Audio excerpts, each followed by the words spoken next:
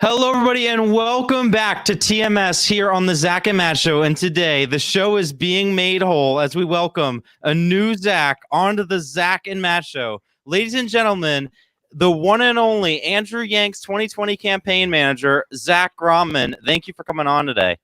What's up, guys? Matt, thanks for having me. This is, I think we want to do this for a while outside of like grabbing me in between campaign events. So thanks for Absolutely. making it happen.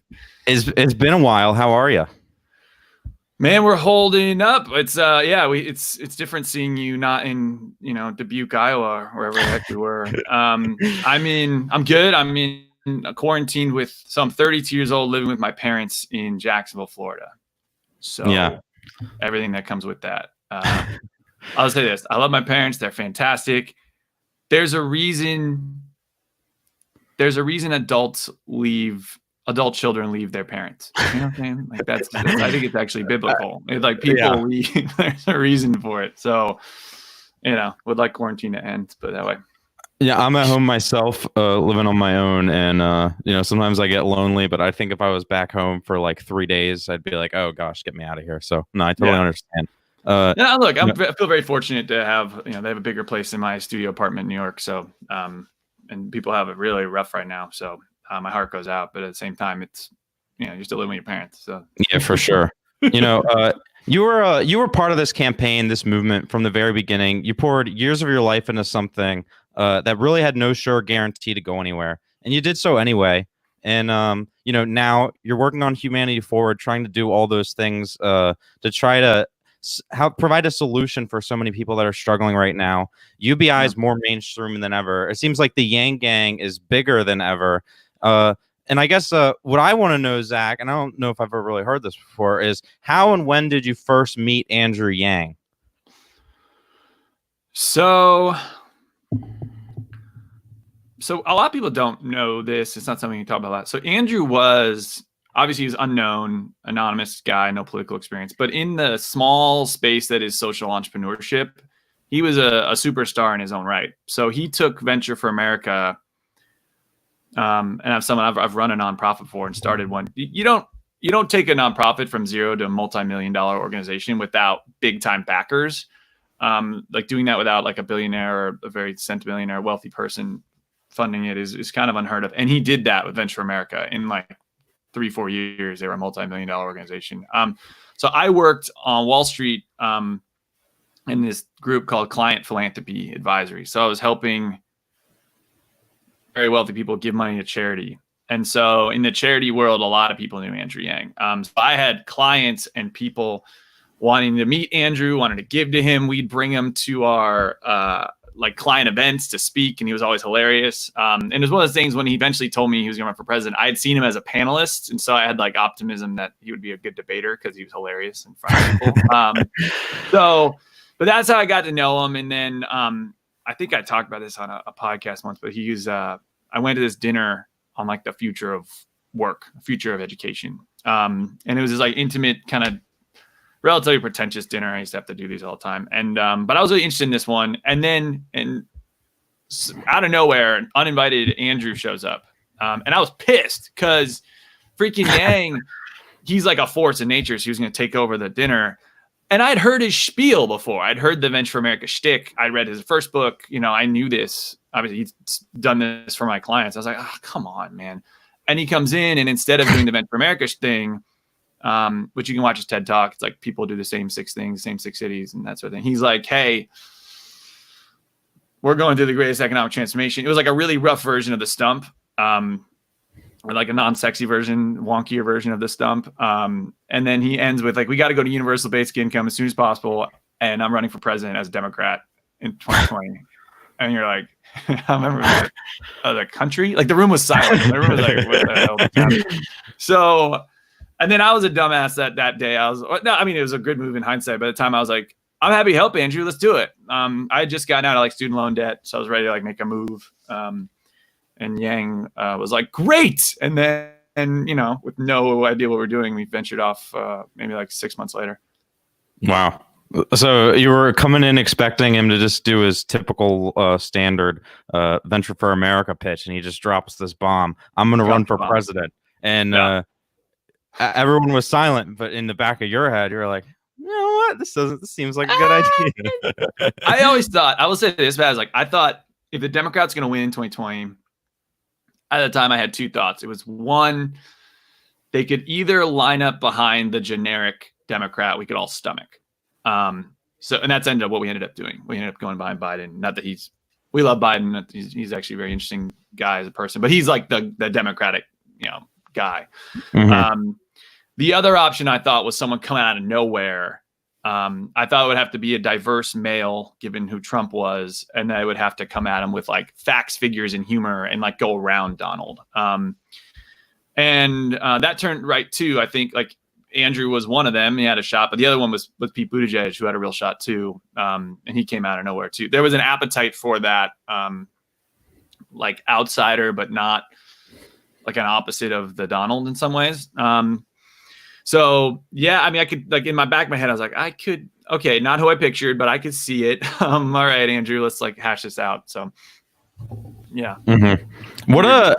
How would you describe your relationship with Andrew? I think I was reading this article and Evelyn, she was talking about you. She said the kids call you Uncle Zach, and that you're really a close friend and confidant of Andrew. How does that relationship? How did it develop, and what would you kind of describe it as? I kind of look at Andrew as it's a form of a brotherhood. I would say that, and I'd kind of look around. Probably if I had to simplify, I never thought of it, but maybe like an older brother. I do see him as a mentor, and he's had.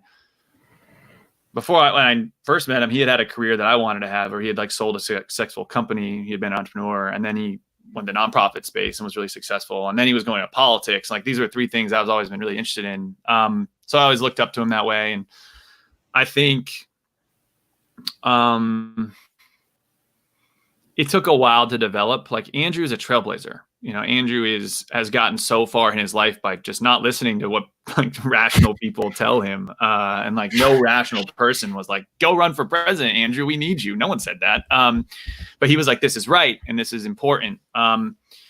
So it took a good time to like build trust in that, that he could take my advice in various ways, or working our give and take, our working relationship. And, so I would say brotherhood's a good way to put it. I think, we beat each other up. I'm not afraid to give him the hard feedback, and he's not afraid to do that either, which is helpful. I don't feel like I have to lie to him, which is really tough in politics. Like there's a lot of times you just don't want to tell a candidate things. You do pick your battles with the candidate, that's for sure. But if you get to a point, and Andrew says this, he's like, if you're the boss and no one's telling you things, like if you can tell everybody's lying around you, like that's when you get in trouble. So he does force me to be really honest with him and surround him with honest people. So, yeah, it's a good, but I still see him as kind of a mentor too. Like he's what people don't realize, like as an entrepreneur in its like purest sense, he's remarkable. Like this guy can look at a cash flow sheet and be like, do this, bang. He can see like main drivers of a business like so fast. And he's pretty good at personnel problems too, because he's just like so laser focused on what matters. So I've come to him with like, hey man, I have no idea how to handle this. What are your thoughts? And it's usually pretty good. He gives really good advice too. I mean, it wasn't always in the position to do that as a candidate, but particularly early days. And then as we went, he's a really, really, really talented entrepreneur. Yeah, that's really interesting, I think, to hear. And you kind of alluded to this a second ago, but I wanted to also know, was politics something that you were always passionate about, or was it more of a passion that developed as you grew older? Ooh, I was always interested in it, man. I was a public policy major in college, and my dad's an engineer, so he was like, what the hell is that, man? What's that, dude? I was always fascinated by the decisions of very few impacting the lives of many. And looking at like the Clinton administration passed NAFTA, which one had its own like massive impacts, but then it actually drove like a lot of like our immigration challenges with Mexico, and like all these like, and it's like because like a very small handful of people made this decision for better or for worse. And I always like was fascinated by who gets to make those decisions and why. So I guess I always thought I'd run. And so one of the things I want to join Andrew. I was like, I guess I'll learn how like a campaign works. And I think these issues matter, and I think I can help. I think a lot of the Yang Gang saw us like we did not win, and obviously when I went in, I didn't think we'd like. There's no rational person to be like, we're gonna win this thing, but there was a back of your mind, be like, we could shock the world, man. Like we could do it. So anyway, but yeah, I was always. I think people should care about who's making the decisions. Like if we get complacent there, we're toast. And like I always thought, like, do you want other people making those decisions? And if you're comfortable with that, cool. But I feel like you just could use a good person, someone with who cares about humans and cares about the little guy in that game. So so short answer is yeah, I was interested, but never thought I'd run a campaign. That's for sure. Yeah. I don't know. I imagine most people don't even think they'll ever run for president in the first place. That's true. Andrew definitely did. You know, he says he has a fashion choices to prove it, and he did. Yeah, I was like, oh, that picture's coming out. Oh my gosh, we're toast. Thinking of where you came from back then, where any rational person wouldn't have thought you had any chance in hell to reach the presidency, and you didn't. But in the same time, you've come so far and gone, and I think surpassed any rational person's expectations. And I remember one time I saw you in Iowa, and I asked you how you were, and you replied, "Living the dream." And funnily enough, backstage right before we started this, I asked you, "How you doing?" And you said, "Living the dream." Living the dream, man. So I guess the answer to this question is yes. But has this experience been the dream of your life? And also, how do you see the dream evolving? If it is, how do you see that evolving over the next number of years? So I do say, if you ask my staff, they'll be like, Zach says living the dream, and like anytime someone asks how are you, and they don't believe it anymore. It's more like a positive reinforcement thing.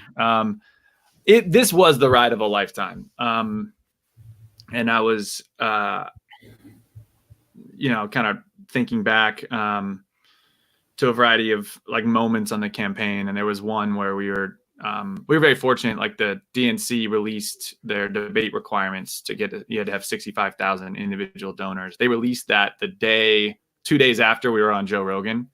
So like our biggest moment ever, we had a very targeted goal, and then we drove everything towards that.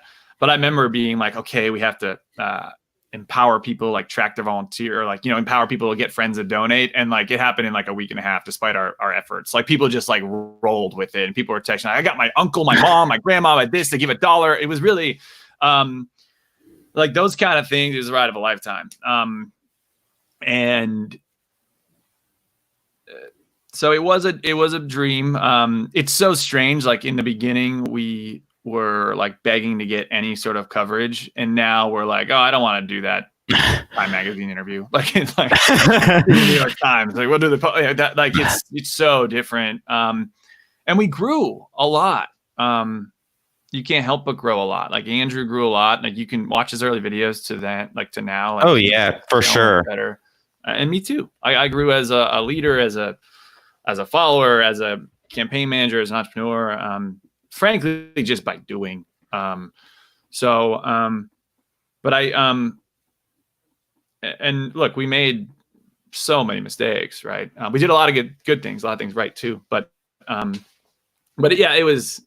I'll say we're living the dream. Like I feel I'm proud of what the Yang Gang helped us accomplish, what we did. I'm proud of the risks we took. It sucks to not win, but I'm like a Buffalo Bills fan, so I'm used to moral victories. Yeah. And I'm a Redskins fan, so we haven't had any type of victory in decades. So yeah, but so we were playing to win, so I wasn't like But realistically, man, I remember looking at the Democrats in the field, and this is going to sound conceited, but it was true. I remember looking at the all 24 running, and I was like, I think we're top 5. I think we're in 5th place. I think in terms of candidate message, like energy behind them, we can get to 5th, and then roll the dice from there. And we essentially got there. We were in 5th for a while. Iowa if New Hampshire was 1st, I think we may have gotten 5th. The caucuses are hard for a guy like us. But anyway, don't get Yeah, me started on Iowa caucus. No, I definitely know what you mean, because I was there in the caucus room. I saw it was a. Why do we do that? Why do we do that? No offense, Iowa. Maybe not next time around. Probably not. Yeah. Yeah, I think I want to bring in an audience question here. First one, it's from Soldier One. He asks, "How did Zach decide how to protect Andrew's time versus engage with the Yang Gang?" I guess the balance between those two priorities. One of the hardest things, well, not the hardest, but one of the hardest things in the campaign is managing the candidate's time. And now having interacted with a lot of other campaigns after we're done, seeing like the traditional way other campaigns do it, they're very, very process driven. And like, if you want his time, you got to submit a form and this sort of thing. We did a little more, not nonchalant. We had a process, but it was more in person, debatable, and that sort of thing. Because we were small, a little smaller, a little more nimble. But campaigns are a series of impossible decisions, right? Should Andrew go speak to the Human Rights Council on this, or should he go to a fundraiser there? Should he go to a rally in this city? Should he do this XYZ digital press interview here? Should he call this influential person? Should he spend time trying to get an endorsement? Like, it's that decision over and over and over every freaking day. So, and there's right answers in hindsight, right? Like in hindsight, you're like, oh, that was a good time decision. In hindsight, it's like that event's always 2020. Yeah. So it was hard. And I was the gatekeeper of his time, which pissed off staff, of course, because everybody wants his time. Like political wants it, finance wants it, field wants it, go down the list. So we had a really good schedule in advance team. In my opinion, is one of our strengths. Like Shelby Summerfield, who ran that, was really young, but just like super, super sharp. So I think we were pretty good about it, generally speaking. But it was a bane of my existence. It was like every day, right? So to answer your question, like how do I balance it? Like I don't think we did. Like it's all day. And Yang is so human. Like I think what broke my heart a lot was like people would reach out and be like, Andrew, can you just give like a 30-second shout out for my cousin's birthday, or for like I have a diehard supporter here, can you give him a little bit of your time? The short answer is like you'd love to do that, right? But the long answer is like if we do that all day long, we never do anything else. So that was hard, right? Saying no to people who deserved a yes in many ways. Yeah.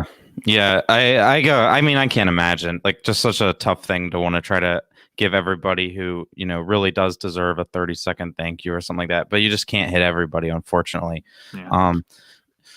One thing that a lot of people were curious about going into this, and I think Andrew said that looking back, if he probably if there was one thing maybe he wouldn't have done, it would have been the whole whipped cream gate incident. And of course, you were right there behind Andrew when this happened. Do you recall what was running through your head at that moment? Oh, man, whipped cream. That day. I love you, Andrew. This is not your finest hour. So I guess I'll give the story. Why the hell not? So the event was over. We had like an office opening in New Hampshire, and it was packed. It was great, and a lot of press showed up. And it's over. Like I can't like. The press are packing up their stuff. It's over. Like there's like 5 people mingling around, plus some press in the cameras, and they're setting like the tripod's closing, right? And you've been there, Matt. You know what that setup looks like. It's winding down.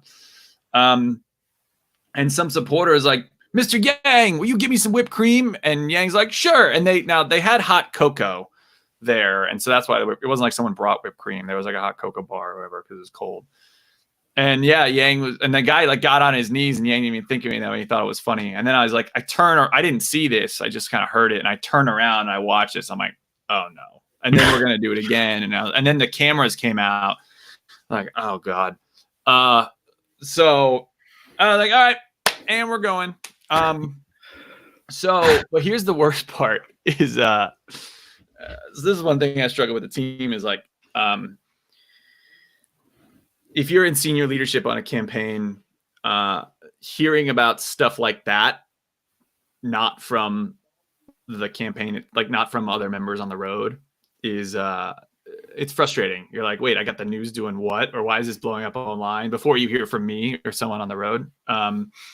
So after that event, it was my turn to drive because we've been driving out in New Hampshire all day. And it was like, I'll do the drive through the night. So my phone was blowing up and I couldn't like respond because you're, text and drive or like that sort of thing. And like, I didn't want to beat up Andrew who's in the front, like that badly, or listen to people complaining about it. Yeah, I'm having a little. So what I will say is this: it was a good lesson PR because it was like, okay, it was such a harmless thing, frankly, but the appearance of it felt less harmless. It felt weird. It was uncomfortable. And like the press did it and they thought it was funny. Like it was like, in the room, it was not awkward. It was a little weird, but no, I was like, that's enough. But it just looked bad. But one of the things we did really, really well, and I'll credit Eric Sanchez to leading this, is like, we got to defuse this bomb. And who can we defuse it with? Like, let's get on Ellen. And so being able to go like a couple days later and go on Ellen and do a whipped cream joke helped like the lightheartedness come through a little more. So that helped because I think that could have I made the Colbert Show for that. Like, well, yeah. Well, I was going to ask, how did you react to seeing your face later anointed on Colbert as a Big Coat Guy 2020? And of course, your name here on StreamYard is Big Coat Guy. So you're still rolling. I thought that'd be fun for you. That was weird, man. I can't remember what we had a fundraiser like the day or two later, and it was like, I was like, oh my God. Like whenever Steve Colbert, he did it like 2 days later. But I became a meme on some like finance Instagram account that all my friends from Wall Street used to follow. So they're like, look at you.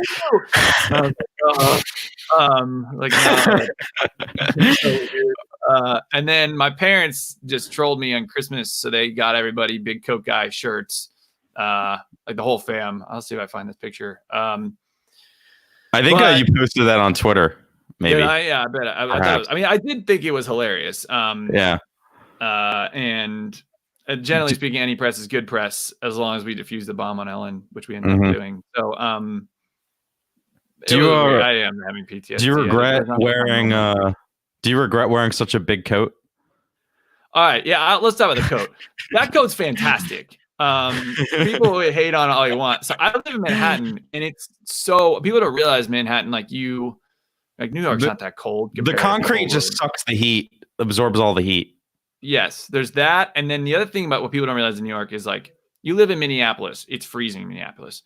But you go from your garage to your car, which is warm, to your underground parking garage, which is warmish, and then go to your office. Like you're not facing the elements. If you're in New York and it's negative 10 degrees outside, you got to walk 5 blocks, 3 blocks, 2, whatever it is. So you face the elements like yourself.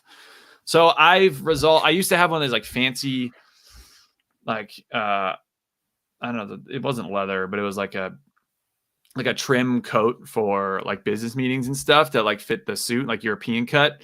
And I looked good, but it was so cold. Like it was just didn't do the job. So I'm like, screw this. And I bought like a massive puffy coat.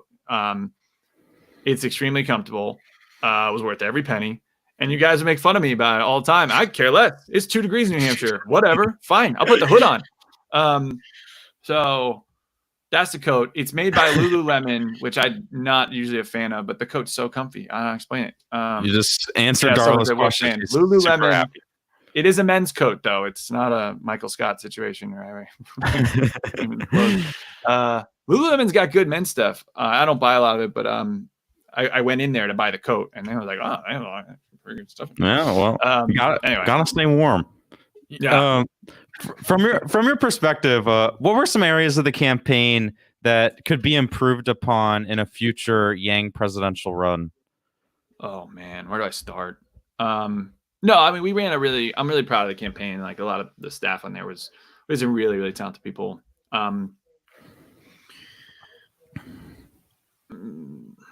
Here's what I'd say.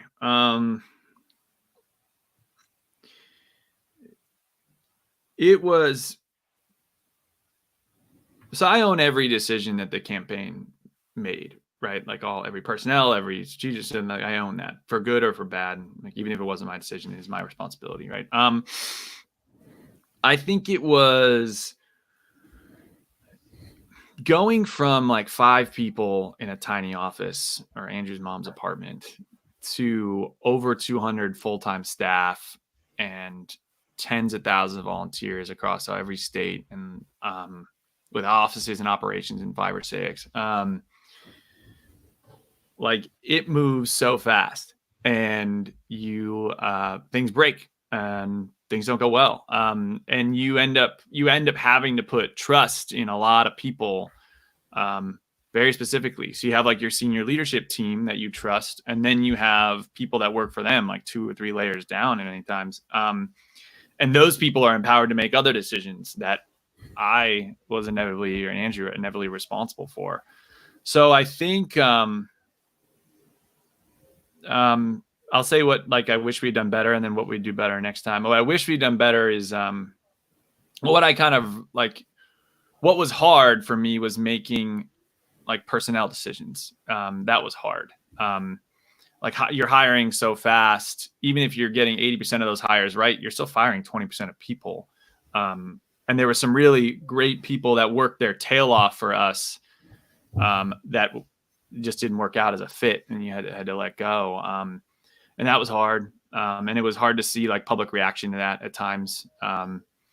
And I hope you guys know that humanity first was not just a tagline. It was something I always tried and feel like I did adhere to when making these really difficult decisions. There were people who did activities that were probably not, and definitely not, humanity first in many ways, but as much as we could as an organization, we tried to live by that, and we moved fast. You make mistakes. So that was hard. So, and I guess what I'd say is the takeaway for me for next round is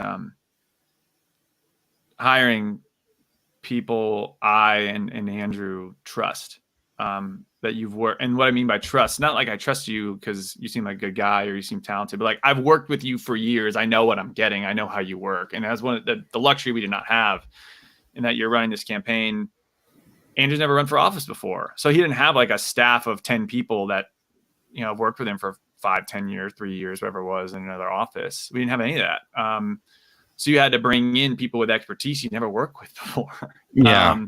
So the establishing trust. So one of the big things I want to focus on is bringing more people into Andrew's court and in my court that, and the team's court that we trust, that we've worked with, that we're used to working with, and developing those better working relationships. Cause that's hard. Cause when the heat is on, and you're a meme on Big Coke Guy, or the New York Times is coming at you with whatever it is, or you didn't have your best debate performance, I go on the list. I'd rather have someone I trust than someone particularly talented many times. So that was, the best or the most powerful learning experience on this trail for sure. I think the Yang Gang would agree. Like we weren't perfect.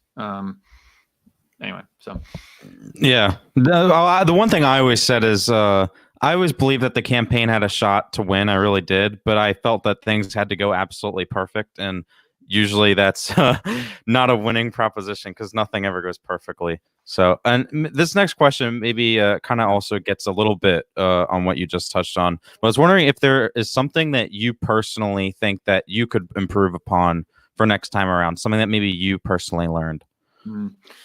A big one is kind of just about like the hiring trust over talent in ways. I think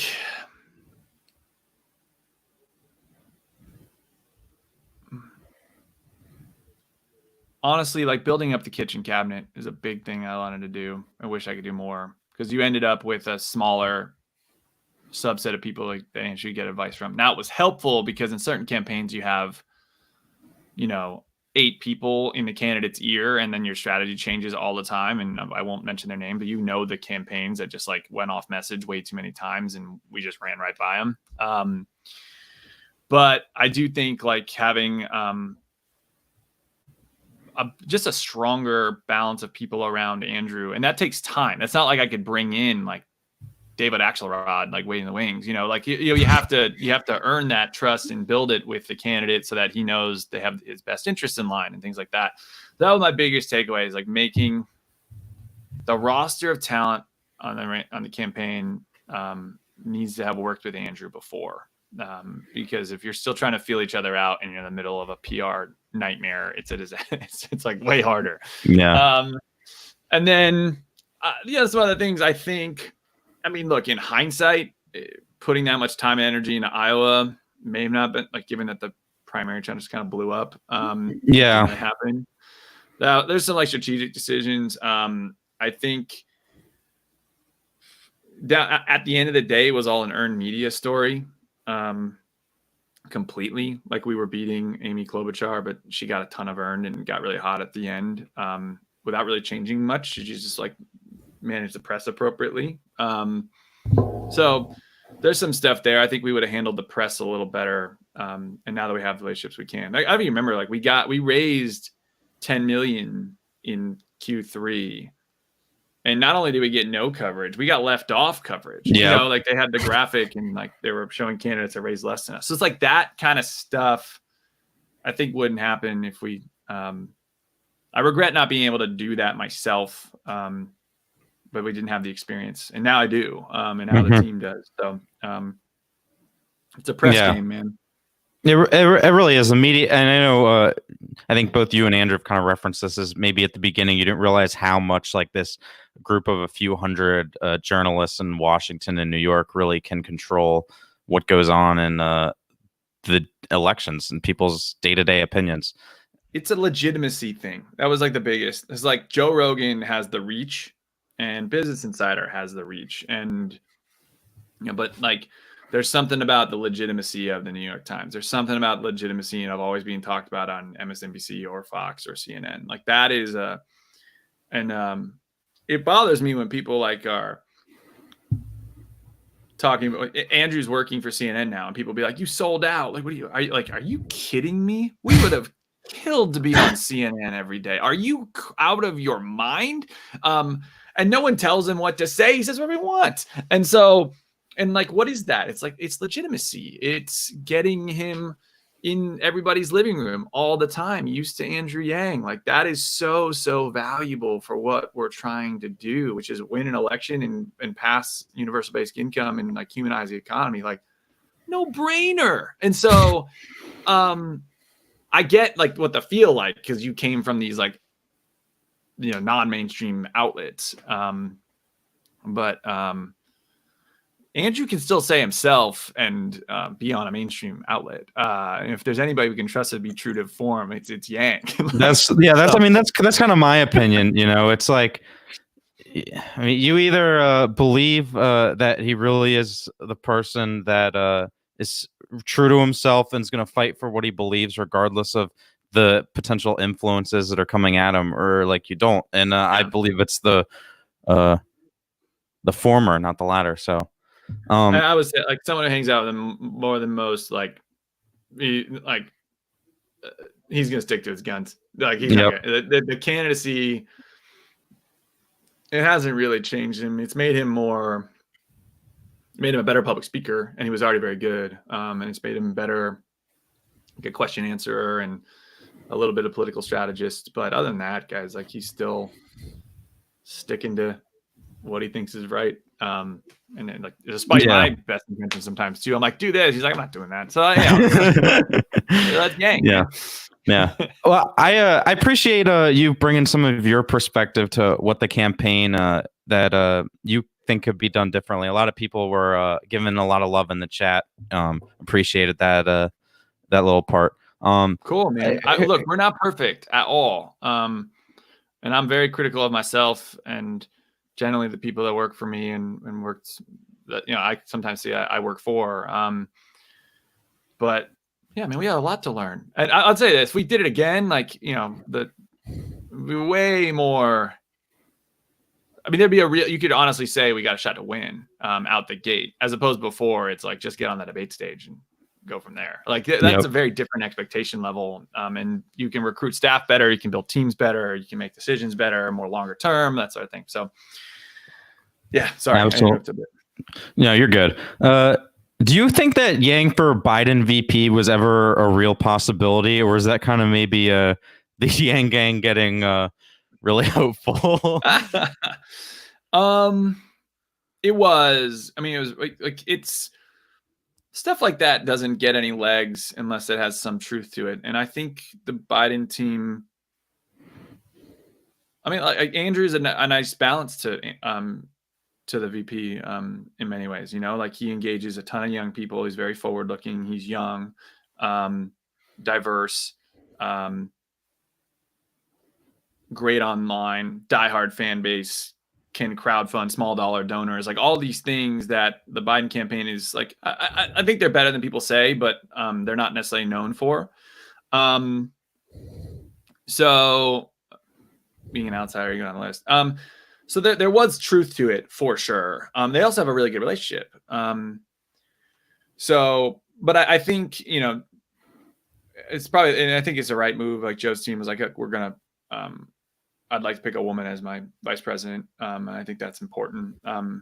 Frankly, not even to balance out Joe, but also balance out the administration they're running against. So I think that was the right call. I think Andrew and Joe they haven't seen eye to eye on universal basic income yet, but they see eye to eye on like the middle class and the economy deteriorating. And like, I came around on Joe Biden for sure, because I think in the conversation I've seen with him and Andrew, like Joe gets it. And some of the other candidates did not. But he really does. And I know he's been in politics for a while and he got like less, but they had the best conversations about the fourth industrial revolution, like bar none.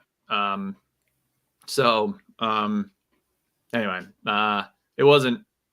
it had legs, but it sadly wasn't meant to be. Mm-hmm. What were your thoughts on some of the distrust of Yang and his UBI plan by many of the progressive advocates? Is there like a plan to try to reach out to those people and possibly remedy that going forward? Dude, like, this is so frustrating. I thought I grew up like in a Republican household, like moderate, like no one, I think the family is kind of social liberal, but we grew up like, you know, limited government type household.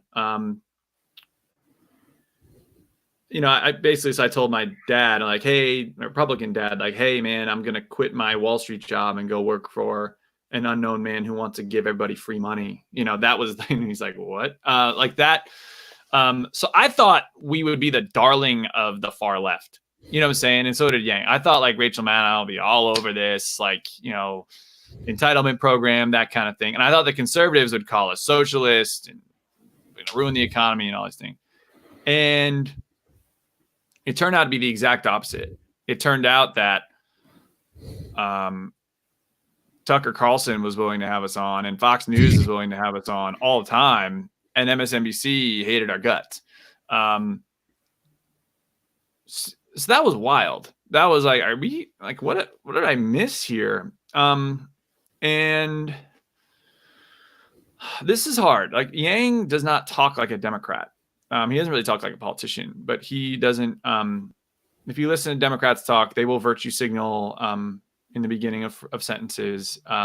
They will talk about identity a lot more. They will kind of like they're very, very good about like, we hit the party line and then we do add the substance, and Yang just goes straight in with substance. Yep. And a lot of things you'll see is they'll villainize the opposing party. You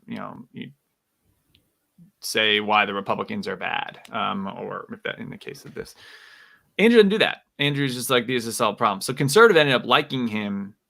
This is what drew me in at first. Yeah, a lot of the Yang gang liked that about him, and so like the not left, not right, forward was a real thing, because it's how we approach. So now to answer your question, how do you reach out to the progressive community? There were a lot of Bernie Sanders supporters that loved Yang, and like we were probably their number two. So I don't think it's as stark as you may think. universal basic income is what, like 3/4 of the country agrees that we should do it now. And this is considered a hot progressive like policy platform. So I think that'll help. I think mainstreaming Andrew a little more is helpful. But I do think to run again for whatever he runs for, I think being more targeted with some of the communities we reach out to. I think universal basic income is a game changer for women. I think it's a game changer for communities of color. And that messaging, while he said it at times, I think we need to maybe lead with that a little more, or be more proactive on how we position that. So, and then I also would like to broaden, and I think Andrew agrees with, UBI and free money is one thing, which is really important in COVID right now. So that we're still, leaning into that, but also like rewriting the rules of the economy, human-centered capitalism, the human element, like that stuff was super powerful. I think there's a really powerful way to broaden that as well. So I don't know if that fully answered your question, Matt, but it is. I would say this, the Yang Gang, like you guys have your complaints about the campaign or things that way. Like, trust me, I see it, man. Like I know the weaknesses of the campaign, of the candidate, of the field. Like we get it. It's like, so we're not just in our own little world thinking we're the greatest. Like we're critical on ourselves too. Mm-hmm. Yeah, it's a really it's a tough thing. I think maybe it had to do with Yang was new on the scene and he wasn't trusted as much as maybe other candidates. Of course, yeah. And people really didn't want to lose to Trump. It was a little risk averse, more risk averse than you think. It was the primary thing that every voter I talked to was like, I just want somebody who can beat Trump.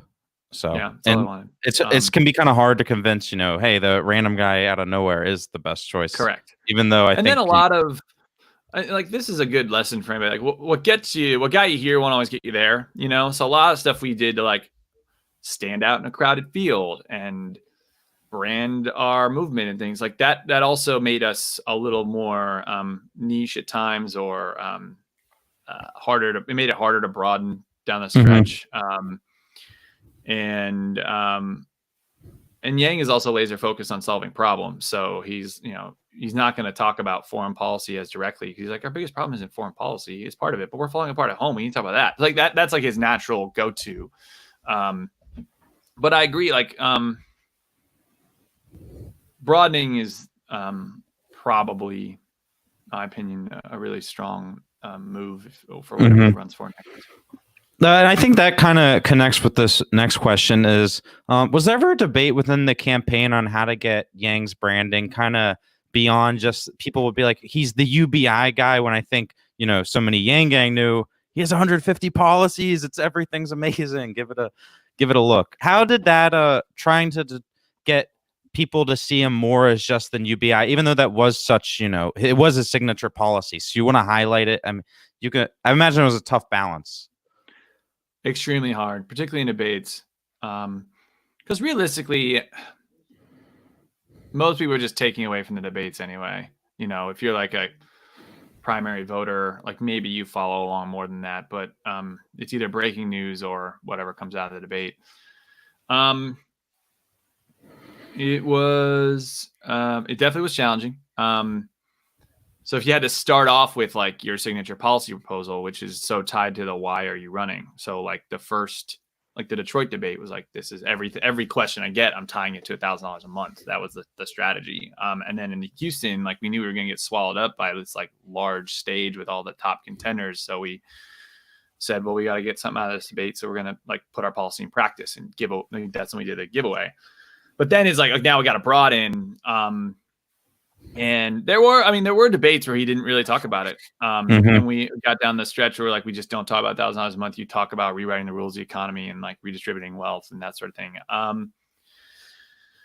So yeah, for sure. And we knew if we were going to win, we couldn't just be the free money guy. Although given the crisis we're in now, you might have a better shot.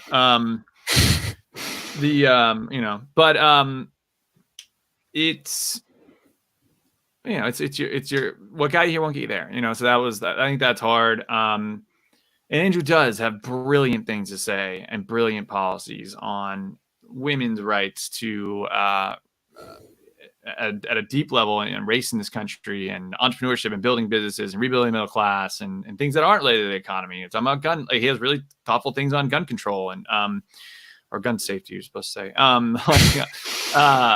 But like, so it was hard. The debates are brutal, man.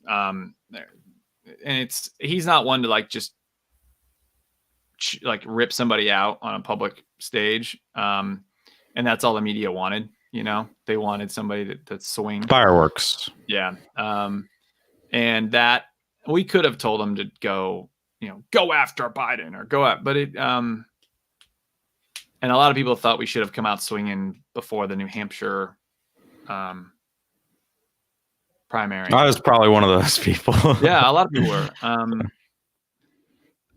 And it felt. Do you know when someone comes out swinging because their polls are dropping? It's a bad look. And looks desperate. Yep.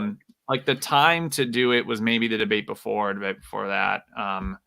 And that wasn't our brand at that time. So like hindsight, maybe. But I think the reasons people weren't voting for Yang were not because he was too nice. Like it was more of the unknown. Like I don't think it was that wasn't the main driver of our performance in the polls. And that sucks to hear it in the moment, but in hindsight, I think it makes sense. So, look, we do it again. You reevaluate. Well, I think we've proven to be relatively creative, so I don't think you can rule that out in the future, I guess. I don't know. Yeah. I know we said this would be 30 to 45 minutes. We're at 47 minutes here. I want to make sure I respect your time. I appreciate you, man. I am good till 2:30, so let's do it. I'm having fun. Sweet. That's what I like to hear. Which celebrity endorsement on the campaign made you personally most excited? And what was your reaction as well as Andrew's when you found out? Was it kind of like a thing where you would find out right before Andrew, so you would have like the news and you'd be excited to tell him? Oh, good question. So the big ones were Elon, Donald Glover, and Dave Chappelle. I think I got them all. Elon was just a random tweet. I'd love to take all the credit for I saw Yang Yang. We're like, hey, brilliant, got Elon to endorse him. Like, yeah, guys, totally. Like, no, Elon just tweeted.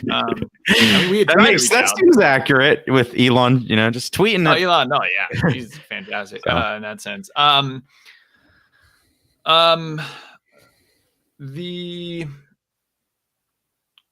It's tough. It's different. So Chappelle was like a hero of mine in college in some ways. I just thought he was like a comedic genius, and he's respected by so many comedians in that field. So that was pretty cool. But I like from an artist perspective, and like I got to sit down and like really talk with Donald Glover. So that would say the one for me. And I'd say breaking that to Andrew was fun. And you're like, hey man, guess who emailed us? Guess we got in touch with. And so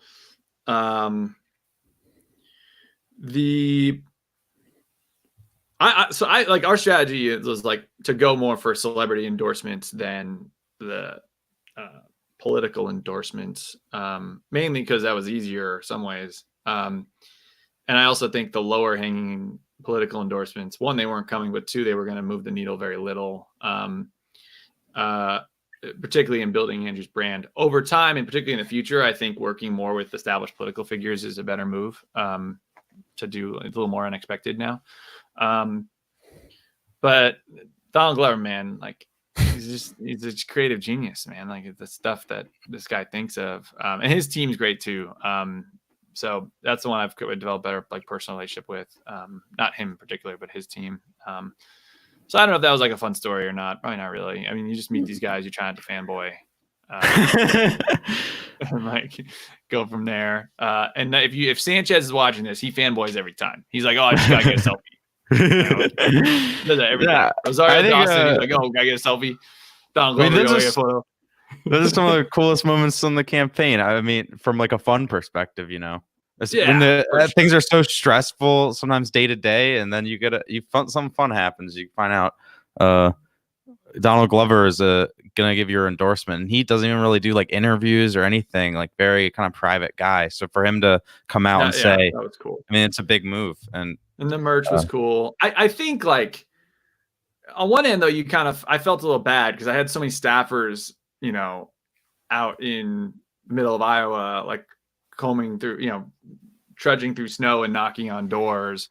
And here I was in LA, like high-fiving Donald Glover. I felt like there was a little bit of guilt there too in some ways. But it was really cool. Yeah. Mm-hmm. Was there a favorite moment of yours on the campaign trail that you've never talked about before? Yeah. The question is, do I want to talk about it?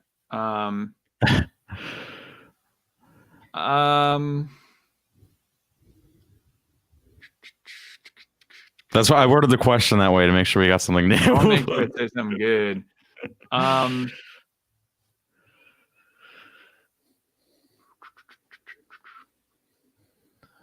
There were a couple like really awesome moments that I had with Yang one-on-one I thought were cool. It was I think of two. One was we were walking home from a fundraiser it was like the day before New Year's Eve, I think, in 2018 to 2019. So it was like December 2018. And we had just been included in the CNN poll, Des Moines Register CNN poll. And one of the things we were struggling with was like getting on the polls. Like, how do you get people to vote for you if you're not even an option? We were like emailing poll sites all the time. And I just remember saying to him, like, no matter what happens, like, you did it, man. Like you like, we were so early, we were still not cool. It was pre-Joe Rogan. But I was like, you did it. You're a candidate for president. You're not the free hugs guy. You're not the one of like millions of people, like 3,000 people run for president every cycle. We did it. Like, we got to the form of legitimacy where you're an option for president of the United States. And that people don't realize how hard that is. That's almost harder than like contending in some ways. Yeah. Well, I mean, you just laid it out. 24 candidates ran, or 24 made the polling or whatever, but 3,000 run. So those are your odds to begin with. Yeah. And it's like, not all those people are legitimate, but a handful are. And like, if you haven't held elected office, like, you're considered illegitimate until, you're either a billionaire or you have this really powerful message like Andrew. And the message is definitely harder because you have $1 billion. The press just loves the B word and it'll cover you. So that was a really great moment. Just like standing on the streets in Manhattan, I was like, freaking did it, man. Freaking did it. Yep. Like backstage after the Detroit debate, where he like really worked. Like, he really worked to. That was a July one, right? Yeah. Yeah. I think there's a video of you and Andrew going up and being like, yeah. Those are cool moments. And then I think the last one was we were in Iowa the night before. It was like 2 nights before the caucuses. Maybe it was the night before. We had a huge rally in Des Moines. We had 1,000 people in that hotel auditorium, and all the press was staying there. So the press showed up, and I was like it was one of those feelings. There's one of those rallies where it was like electric, and I was like, this isn't like, we have 1,000-person rally in Iowa. This isn't Seattle. This isn't New York. This isn't LA. Like, this is the middle of nowhere. This is, a Midwestern rural state. You did it, man. Like, this is incredible. So a couple like really personal moments with Yang I really loved, where it's just like, one of my favorite quotes is like Vince Lombardi's quote. He's like, there's nothing better. I'm going to butcher the quote, but it's my favorite quote. I don't know. But like the census of the theme of the quote is like, there's nothing better than a man on the battlefield, like lying down, exhausted and victorious. It's kind of what it felt like. Like we didn't win, but we did accomplish like so many of the goals to such a higher level. Those are, in my opinion, the best moments with Andrew. And on the trail. And I think, when looking back on it, you can really, I think, say with confidence that Andrew and you and the entire campaign really did, I think, give it everything you had. I mean, Yeah. I was just being there on those final few weeks. Like, I remember thinking to myself, like, all I'm doing is holding a camera. I've been at this for like a few days. I'm like mentally and physically dead. Andrew, he is meeting with thousands of people a day, doing 5 town halls, interviews on the bus, et cetera, et cetera, et cetera. And he's still the same calm, poised, charismatic individual. Reporters ask him a question that were the way I felt I'd want to punch them in the face. He turns it into, He's really a good at that. brilliant answer. So I always found that really impressive. He's a warrior, man. Like this guy had he might have had, I don't think it was coronavirus, but he had a fever like right in January, and it would like sleep for an hour and a half and then get up and then go do an event and then get back under the covers and there was certain days where he was so sick and still grinding. Relentless, man. Relentless. Yep. Yeah. And that's how I knew, I was like, obviously I already thought he was going to, fit to be president, but I was like, this is someone who's really is going to give it every single thing they have in office. And I had no doubt about that. Oh yeah, dude. He would. There's the Ronnie Chang stand up where he talks about Asian people like they always work. They don't stop for Thanksgiving or Christmas. Like that's kind of Yang, It's like, he's just a workhorse, man. He's startup mentality all the time. And it's contagious. It's exhausting. I'm similar. I thought rarely I'm usually the one driving that, and I was finding myself keeping up with Yang. So, but yeah, and even at Humanity Forward now, he's just like drive. And the team was all campaign staffers. They're like, can we just you can see it with the number of appearances and everything. Oh, he hustles, man, all the time. Yeah. On the night Andrew suspended in New Hampshire, I know that there was kind of, the campaign had, if this happens, we're going to do this. If this happens, we're going to do this. But when those first results did begin to trickle in and you're seeing it come across on screen, what were your immediate thoughts and emotions during that moment? So I'll say this just as a preface. Now it's crazy. Like, I love you, Yang Gang. You guys are so awesome. Like, people are like, you should unsuspend. Like, you shouldn't have dropped out. You were gonna win. Like, guys, we lost. Like, we forget. A numbers guy with a numbers campaign. Like, there was no way we were winning. And that was okay. And so that was, we had to get Andrew okay with that. And it was frankly, we were spending the money you needed to win, which was awesome. Like the Yang Gang, you guys doled out, and we were on TV enough to really contend in Iowa. And it just wasn't moving the polls. It moved the favorabilities and likabilities sky high, like massive movement. And you just don't get that. But you didn't have any poll movement, and maybe a couple more months of it, possibly, but we didn't get it. So after Iowa, we kind of knew. No one wanted to say it, but you kind of knew. We were like, okay, you're not gonna, because there's only a few narratives coming out of Iowa, right? Like, why do you have these primaries? I mean, I don't know. You have the primaries, but one of the primaries is for the press to narrow the lens, So they're like, you have these reporters like, who should I cover? Like, oh, I might as well cover the top 3 candidates in the field or whoever I think's going to win. So if we weren't in there, you kind of knew that. And then, you saw some really New Hampshire polling, and we were dropping. And you're like, yes. You theoretically, you're like, we can shock the world. And we were acting like such and hoping like such and still doing, you're still doing big events. But the reality was, we kind of deep down knew it's a chance, and it's actually really awkward in the backstage of that, because you have to time your dropout if you want to be relevant. Which is really strange.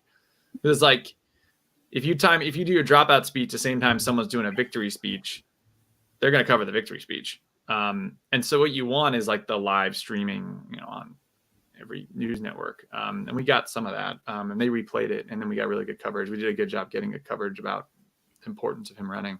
Yeah.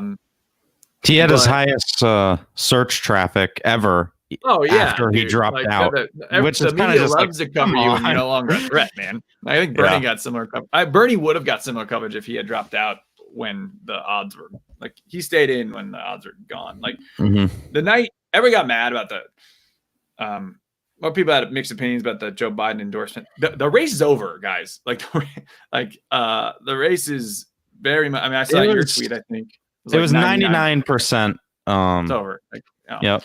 And now it's about if job number one is to take the White House back and get that guy out of there, then like, and Andrew said this, is like it's bad leadership to do something. So, and I will respect Andrew for that. He will make decisions that are not popular because he thinks they're the right thing to do, and he always will do that. So anyway, well, coming up, I got 2 more questions here. One is and then I got a rock. Yeah, man. Soon. Who's better at basketball, you or Yang? Yang for sure. He like actually played organized basketball, but I'm taller than him, so I can get a little SWAT action once in a while. But I'm bad at basketball, man. You're also younger. Hockey. You're younger too. I'd expect more. I mean, like if we play 1-on-1, I never did because I was like, I would get too competitive, and like the last thing we need, like either of us having like an ACL tear, or ankle break, or something. And I was like, and that was my rule when we played basketball. I was like, here's the deal: you injure the candidate, I will kill you. I'll personally kill you. I'll personally, and like you, I'm sorry, that's the rule. Like, and I mean like anything, black guy, nothing. I don't want anything. Although a black guy might have been a cool story. But I was like, don't injure the candidate, and you guard him like nothing. The guard him the way I would do it, like terrible. Just let him score. Like people hated that. Anyway, so yeah. But and Yang wouldn't let him do it. Like Yang wanted to play real basketball, but I was like, oh, God. Yeah. I kind of remember there's this moment in like a gym where literally you were like saying like don't go, like making sure nobody gets injured. Yeah, I had like an advanced guy, Julian, who I love, he's like a very intense basketball player, and he's like jumping around. I'm yeah. Oh God. I've seen him play before. Like, what's that? I've seen him play before. He's really good. Yeah, Julian's really good. We had the team was really talented. You had a lot of really good artists and singers and basketball players, and like, it attracted really fascinating people. And I'm happy to say a lot of them like stayed in politics in some ways, trying to work on different campaign. Mark just said Ted Cruz ducked. I was talking about that last night. Ted Cruz bailed on our basketball game. Whatever, Ted Cruz. Whatever. It's fine. Well, last question. Where do you see the Yang Gang in 10 years?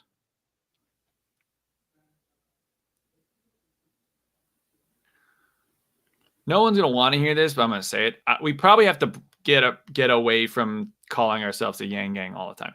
No. But the reason is if we believe in this movement, because like Yang Gang was awesome for like and it'll always be like this Yang Gang. But there's identity branding that comes with that. But we need to and you guys all know this, it can get like a little culty and a little too like insider baseball if for too diehard. And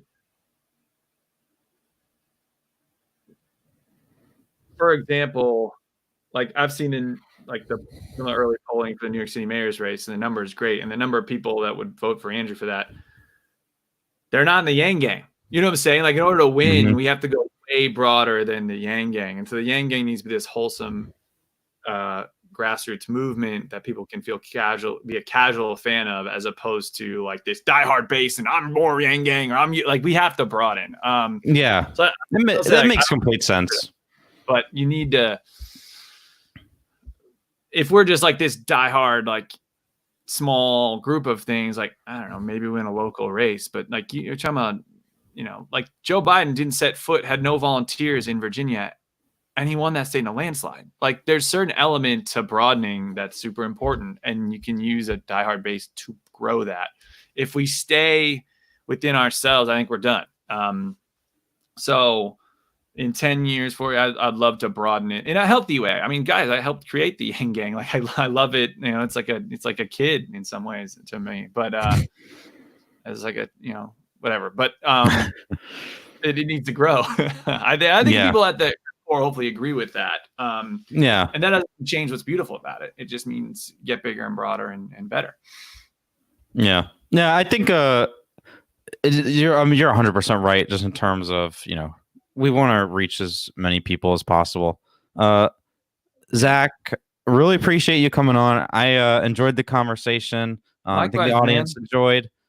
We appreciate everything you do, taking the time for us today, and would love to do it again sometime.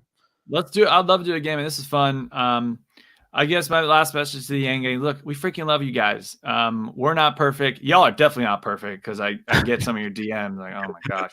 But we love you. We really do. And you made this whole thing happen, and that will not change no matter what happens. So from bottom of my heart, thank you for making this happen. Thank you for growing this thing. And the last thing I say is, like, I've seen a lot of comments about the podcast not being in the top 10 anymore. Podcast doing great, guys. It's growing. Keep sharing with your friends. Like, Apple rankings are very fickle. They're very different. It's a black box of how they rank. The podcast's going well. Keep sharing. It'll get cooler and cooler. But we love you guys. So thank you. And Matt, congrats on everything you built. Happy to come on anytime, man. Thanks, man. All right, everybody. Take care. Make sure you like the video. We'll be back Friday. Like the video. Subscribe. Smash subscribe. See you guys.